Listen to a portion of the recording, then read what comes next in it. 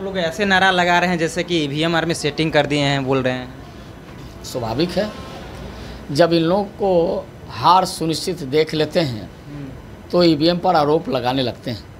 तेजस्वी यादव जी एक राजनेता के रूप में अच्छा काम करके एक नेता प्रतिपक्ष के रूप में जनता की आवाज़ बने। हम तो चाहेंगे आप जनता की आवाज़ बने, आप भी एक ईमानदार राजनेता बने। लेकिन आप ईमानदार बनेंगे कैसे?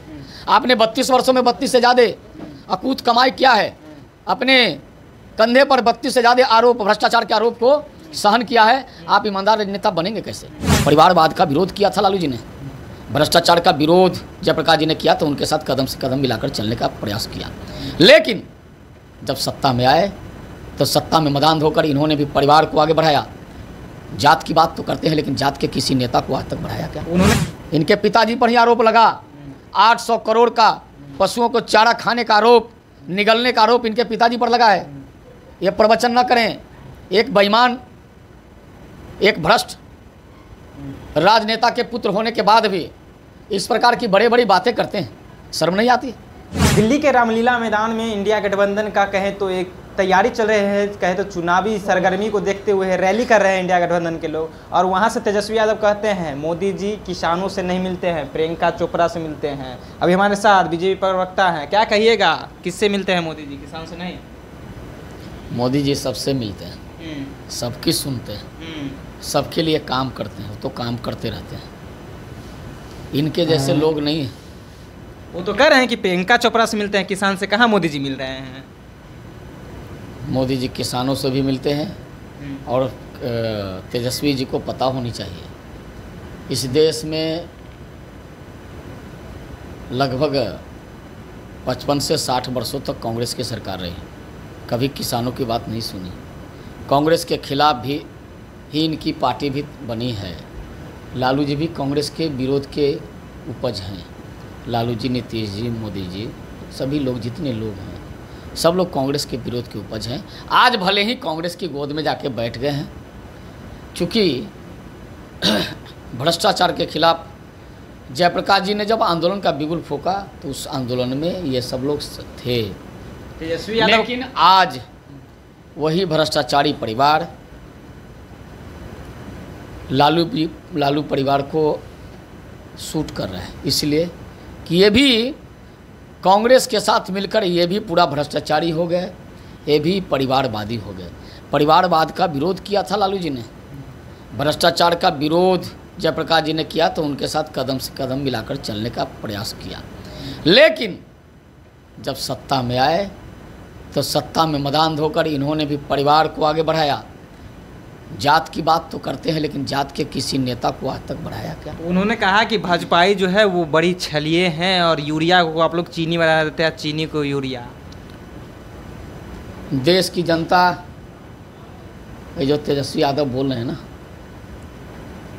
इनके दिमाग में जो गोबर घुस गया है उसका इलाज करने वाली है। और जिस गोबर के बारे में तेजस्वी यादव जी बोल रहे थे, तेजस्वी यादव जी को गोबर को हलवा बना देते हैं। तेजस्वी यादव जी को पता होना चाहिए, हमने तो गोबर को गणेश बनाया, गोबर को लक्ष्मी बनाया। ये जदुवंशी हैं, गौ पाला अगर होगा, जाते हैं आजकल फ़ोटो तो खिंचाते हैं, आजकल फ़ोटो खिंचाते हैं गौशाला में जाके, लेकिन गोबर के बारे में इतने अपमानित शब्दों का प्रयोग करते हैं। उनको पता होना चाहिए, खास करके सनातन में, हमारे इस देश में गोबर से घर को नीपा जाता था। अरे वो गोबर है कि आप लोग गोबर से हलवा बता देते हैं। एक गोबर से ही हलवा बनता है। उनको शायद पता नहीं है, अगर गोबर खेत में डालोगे अनाज उपजेगा, उसके बाद हलवा बनेगा। ये इनको डायरेक्ट गोबर से जो हलवा दिख रहा है, क्योंकि दिमाग में ही इनको गोबर घुस गया है। इसका इलाज तो देश की जनता और राज्य की जनता करने वाली है। ये तो कह रहे हैं जनता से कि ये लोग महा झूठ बोलते हैं, इन लोगों से बच के रहिए, भाजपाई से। अब झूठ और सच का फैसला तो जनता करने वाली है। झूठ आप लोग आंख फोड़कर चश्मा दे देते हैं, तब कहते हैं मोदी जी ने चश्मा दिया। किसका आंख फोड़ा, किसने फोड़ा? देश की जनता, खास करके बिहार की जनता का निवाला खा गया, चुरा लिया। गौपालक कहते हैं अपने को, लेकिन पशुओं का चारा खा गया, कोई दूसरा लोग तो नहीं खाया है। इनके पिताजी नहीं खा गया था ना, इनके पिताजी पर ही आरोप लगा। 800 करोड़ का पशुओं को चारा खाने का आरोप, निगलने का आरोप इनके पिताजी पर लगा है। ये प्रवचन न करें। एक बेईमान, एक भ्रष्ट राजनेता के पुत्र होने के बाद भी इस प्रकार की बड़े बड़ी बातें करते हैं, शर्म नहीं आती? इन लोगों से तो लाज भी लजा गया है। इस तरह की बातें करना बंद करें। तेजस्वी यादव जी एक राजनेता के रूप में अच्छा काम करके, एक नेता प्रतिपक्ष के रूप में जनता की आवाज़ बने। हम तो चाहेंगे आप जनता की आवाज़ बने, आप भी एक ईमानदार राजनेता बने। लेकिन आप ईमानदार बनेंगे कैसे?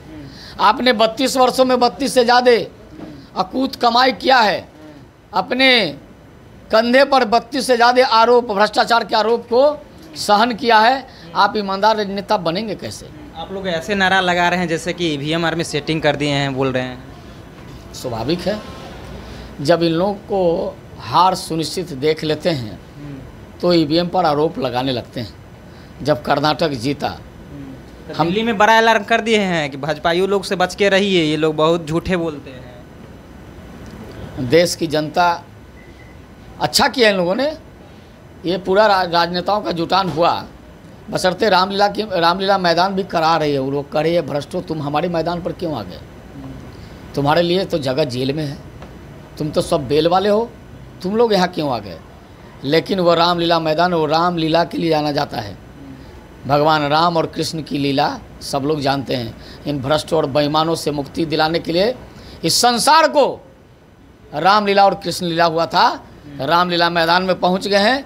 देश की जनता रामलीला इनको दिखाने वाली है, जल्द दिखाने वाली है। तो देश की जनता जो है इनको रामलीला जल्द ही दिखाने वाले थे। ये बीजेपी प्रवक्ता राकेश जी थे, इन्होंने साफ तौर पर अपनी बातों को रखा। फिलहाल इसमें आपकी क्या प्रतिक्रिया? अपनी प्रतिक्रिया नीचे कमेंट बॉक्स में रखिएगा। आप देख रहे थे सच टॉक्स, मेरा नाम ऋषि है।